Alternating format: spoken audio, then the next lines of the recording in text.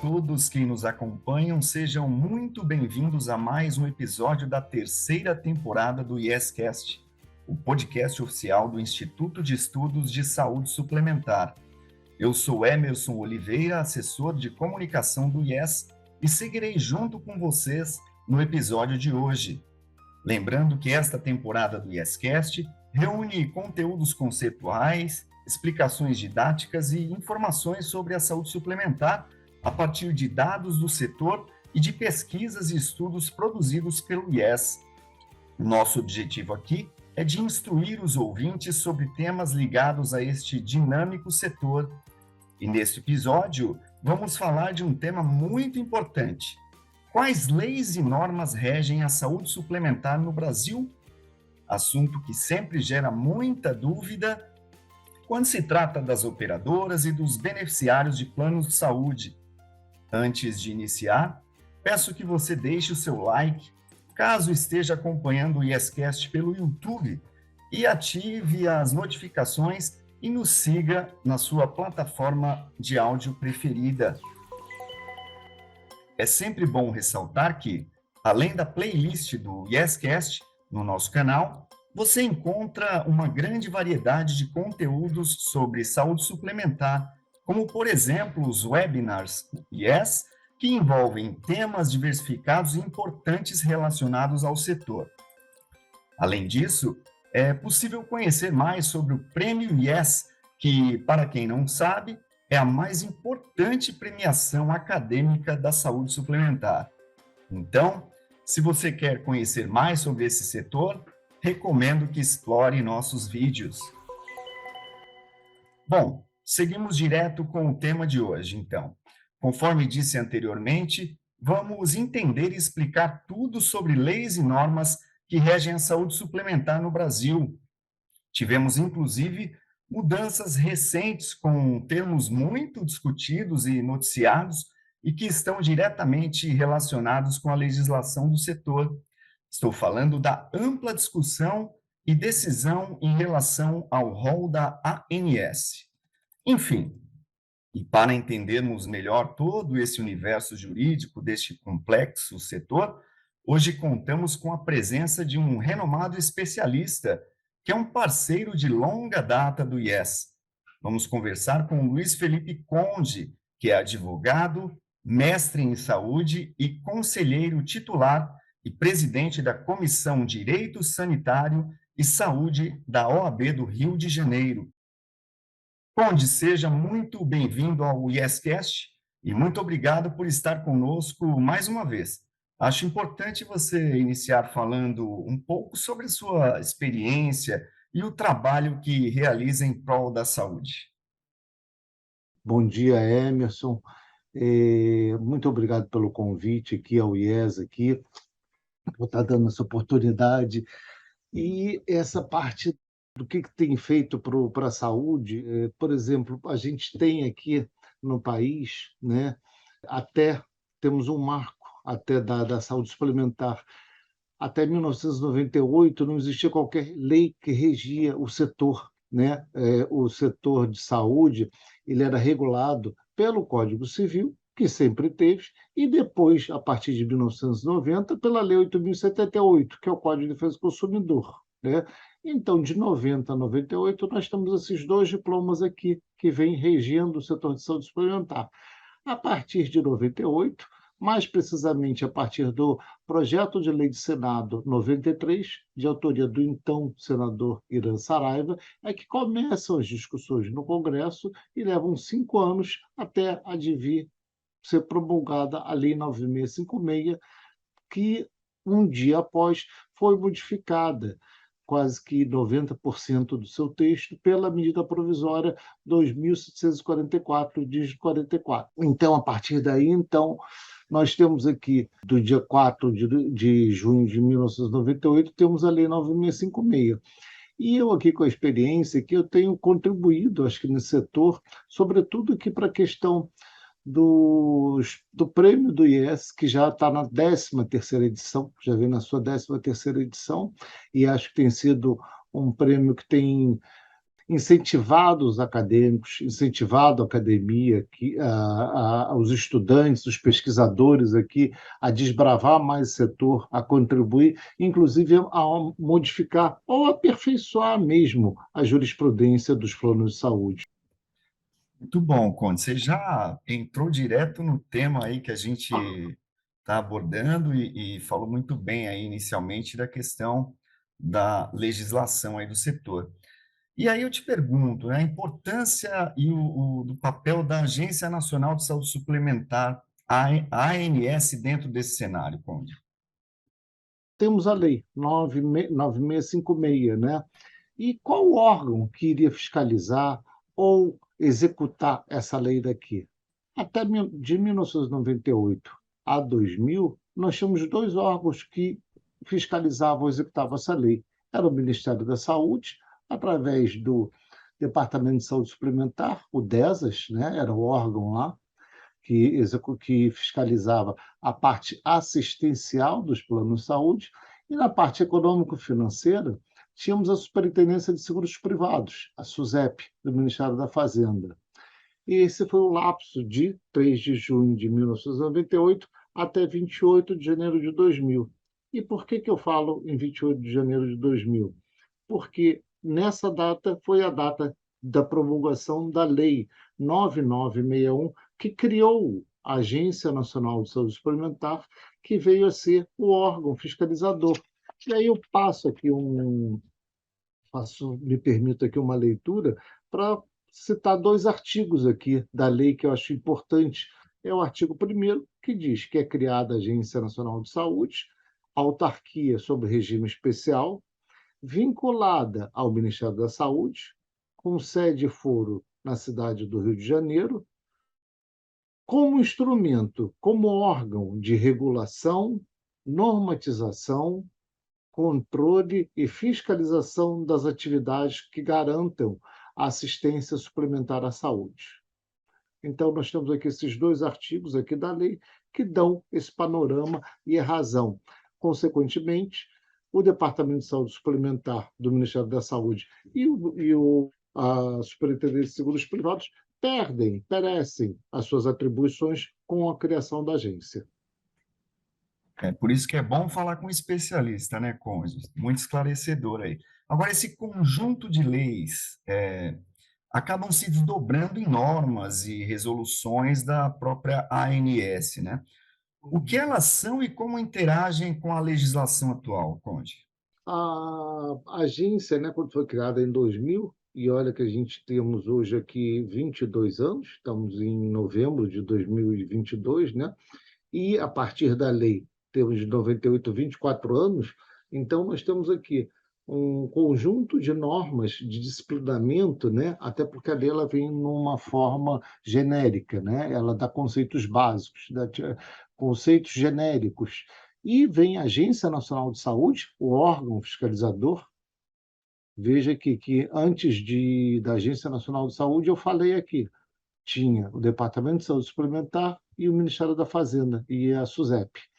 Já existiam nessa época daqui resoluções do Conselho de Saúde Suplementar, o CONSUL, que foi criado pela Lei 9656. Ele está lá no artigo 35 da Lei 9656 como órgão de política. Então, nós temos aqui o disciplinamento da lei pelas resoluções do CONSUL, né, desde 1998, e a partir de 28 de janeiro de 2000, as resoluções da Agência Nacional de Saúde, que aí vão pormenorizar ou disciplinar cada um dos artigos da Lei 9656, vem explicar exatamente qual a definição do mercado, da classificação das operadoras, vem aqui fazer também a Lei a Agência Nacional de Saúde, mediante suas resoluções, dá os limites das penalidades das multas pelo descumprimento da Lei 9656, né, pelas faltas que as operadoras, que o mercado, né, exerce a infração à Lei 9656, ou seja, começa a disciplinar exatamente toda essa questão do espectro do mercado de saúde suplementar. Muito bom, Conde. Agora, uma outra questão importante para quem nos acompanha, né? Quando a gente quando se fala em planos de saúde, né? Muitas vezes o Código de Defesa do Consumidor, que você já citou anteriormente, ou o Estatuto do Idoso, por exemplo, são citados em determinadas situações, né? Nesses casos, existe alguma normativa que pode ser aplicada quando se trata de planos de saúde? A agência ela vem exatamente para disciplinar as leis, né. E ela fez isso daqui muito bem, e essa pergunta foi muito pertinente. No caso, por exemplo, de faixa etária do consumidor dos planos de saúde, nós temos a resolução 63, de 22 de dezembro de 2003. Veja você, por que que eu estou falando aqui de data aqui, né? Por que que eu estou dizendo de data? Tem o Estatuto do Idoso, que você bem perguntou, salientou, Lei 10.641, de 1º de dezembro de 2003. E nós temos aqui a resolução normativa da Agência Nacional de Saúde, número 63, de 22 de dezembro de 2003, ou seja, quase que 2 meses depois, 2 meses e 2 dias depois da edição da lei. Ela vem disciplinando quais eram as faixas etárias. E por que isso daqui? Porque até então o mercado ele agia de uma forma muito aberta, não existia uma disciplina. Antes de 98, haviam planos que tinham 4 faixas etárias, 8 faixas etárias, 7 faixas etárias. Depois veio uma resolução do Consul, do Conselho de Saúde Suplementar, disciplinando as faixas etárias, disciplinou em 7 faixas etárias, né? E que ela foi revogada pela Resolução Normativa 63, obedecendo ao Estatuto do Idoso, dizendo que é o seguinte, são 10 faixas etárias, e as 10 faixas etárias que terminam aos 60 anos, exatamente pela questão do idoso. Olha, recentemente muito se falou aí sobre a questão do rol taxativo e também sobre o rol exemplificativo. Passaram por discussão e mudanças no Congresso Nacional. Você poderia explicar um pouco aos ouvintes que nos acompanham qual a diferença entre os dois, em linhas gerais, né, e o que foi alterado na legislação? O rol, como eu comecei aqui a dizer, né, ele desde 1998 ele havia um entendimento pela Agência Nacional de Saúde que ele seria taxativo, né, que a própria Lei 9.056 remeteu à Agência Nacional de Saúde que disciplinasse o rol, que dissesse qual era o rol, para quê? Para que as operadoras de plano de saúde pudessem calcular o preço das mensalidades, né? Então, elas fariam a precificação do que seria fornecido aos consumidores e, em contrapartida, teriam que disponibilizar os tratamentos. Esse era o entendimento. Agora, havia uma discussão muito grande e que provocou uma judicialização muito grande, né? Aumentou a judicialização, por quê? Porque havia uma atualização do rol bianual, de 2 em 2 anos. Isso daqui começou a haver uma demora muito grande nos consumidores de quererem, até porque a ciência ela evolui de uma forma muito dinâmica, né? A forma da evolução da ciência é um dinamismo inacreditável. E nem sempre a agência conseguia incorporar essas novas tecnologias, esses novos tratamentos, na velocidade que o consumidor queria, né? E quem está com a vida em risco sabe que precisa daquele tratamento e paga o plano de saúde, e gostaria. De outra forma, os planos de saúde também não tinham como disponibilizar aquele produto, por quê? Porque não estava no rol. E havia esse entendimento que o rol era taxativo. Isso aqui aumentou demais a judicialização. Com isso, o Superior Tribunal de Justiça decidiu, né, que o rol ele seria mitigando, seria nem um taxativo, nem um exemplificativo, ele seria um exemplo desde que ele obedecesse a determinados critérios, né? Critério da medicina baseada em evidências, da incorporação pelos órgãos, né, pelo CONITEC, e assim foi a decisão dos 2 recursos no Superior Tribunal de Justiça. E esse ano tivemos aqui esse clamor muito grande da sociedade, dos consumidores de plano de saúde, veio o Congresso a editar dois novos diplomas, 2 novas leis, que é a Lei 14.307, de 3 de março de 2002, que ela atualizou, ela falou sobre a atualização das coberturas, né, do novo tempo, né, da nova regra de atualização desse rol de coberturas. Ele ainda não fala, nessa Lei 14.307, sobre exemplificatividade nem taxatividade. Ela só diz o seguinte: aquele tempo de 2 em 2 anos, ele caducou, não pode ser mais. Agora é um tempo menor, é de 6 meses que esse rol, até porque a vida precisa ser atendida logo. Os consumidores precisam ter logo seus planos, né, com as coberturas desejadas, e os operadores vão poder precificar o valor para atender aquelas coberturas. Vem então, finalmente, né, com esse clamor todo, a Lei 14.454, de 21 de setembro de 2022, temos aqui um mês e pouco, mais ou menos, né, dizendo então o seguinte, que o rol passa a ser exemplificativo, desde que não é exemplificativo, como seria, digamos, na universalização da saúde, do Sistema Único da Saúde. Ele seria exemplificativo desde que exista comprovação de eficácia, à luz das ciências da saúde, baseada em evidências científicas e plano terapêutico. E também que existam recomendações da Comissão Nacional de Incorporação de Tecnologias no Sistema Único de Saúde, a Conitec, que eu já até comentei aqui há pouco com vocês, ou exista recomendação de, pelo menos, um órgão de avaliação de tecnologia e saúde em que tenha de renome internacional, desde que seja aprovado também em seus países de origem, né, em seus países nacionais. Muito boas as suas colocações, Conde. Agora, entrando também numa outra questão, você falou sobre o rol, e que gera muita controvérsia jurídica, judicialização, enfim, que é um tema presente e existem muitos processos contra planos de saúde, né? Isso quer dizer o quê? Por que que essa relação é conflituosa e o que prevalece?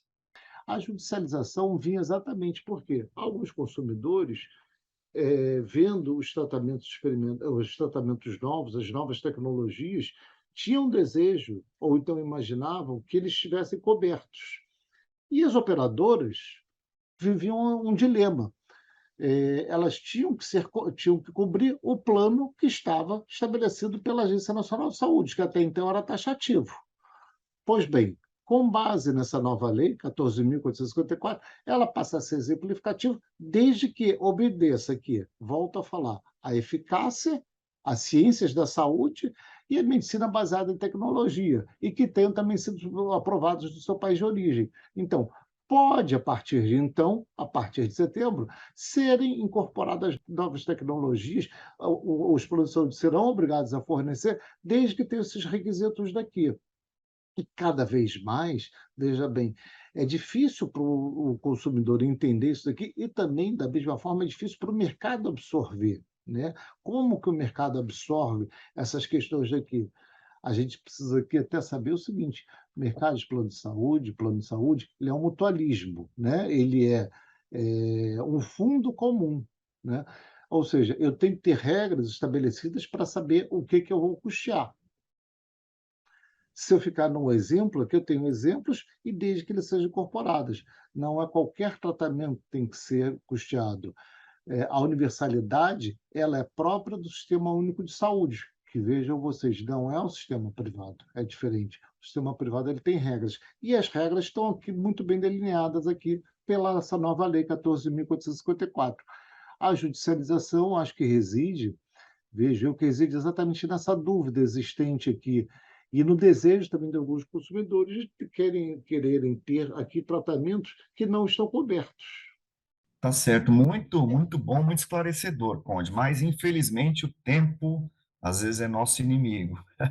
Estamos caminhando aqui para o fim de mais um episódio do YesCast. Mas antes, quero deixar algumas dicas para você que se interessa por esse e outros assuntos abordados pelo Yes. Temos, por exemplo, uma série de cursos gratuitos, onde até falou no começo, oferecidos em parceria com a Escola de Negócios Seguros, a ENS, todos relacionados ao setor da saúde suplementar. Basta acessar o site ens.edu.br para se inscrever gratuitamente. Além disso, temos livros, um sobre judicialização e outro que aborda os 20 anos de transformações e desafios em um setor de evolução contínua. Entre no site do IES, iess.org.br, e baixe gratuitamente. Lembro aqui também que o IES disponibiliza o portal Juris Health, o maior banco de jurisprudência de saúde suplementar do país. A plataforma conta com cartilhas, estudos, notícias, artigos, compêndio de decisões e outros conteúdos que podem contribuir com a tomada de decisão. Acesse jurishealth.com.br e fique por dentro dos temas centrais sobre judicialização no setor da saúde suplementar. Obrigado, Conde, um bate-papo muito esclarecedor. Agradeço demais a sua participação. Muito obrigado de novo. Muito obrigado pela participação, Emerson. Bom, encerramos aqui mais um episódio do IEScast, o podcast oficial do Instituto de Estudos de Saúde Suplementar. Nos próximos episódios, vamos continuar falando sobre temas relacionados à saúde suplementar no Brasil. Lembro que nesta temporada reunimos conteúdos conceituais, explicações didáticas e informações sobre a saúde suplementar a partir de dados do setor e de pesquisas e estudos produzidos pelo IES. Nosso objetivo é o de instruir os ouvintes sobre este complexo setor. O IEScast tem novos episódios todas as terças e sextas-feiras e pode ser acompanhado em sua plataforma de áudio preferida e também no YouTube do IES. Muito obrigado a todos e até o próximo episódio.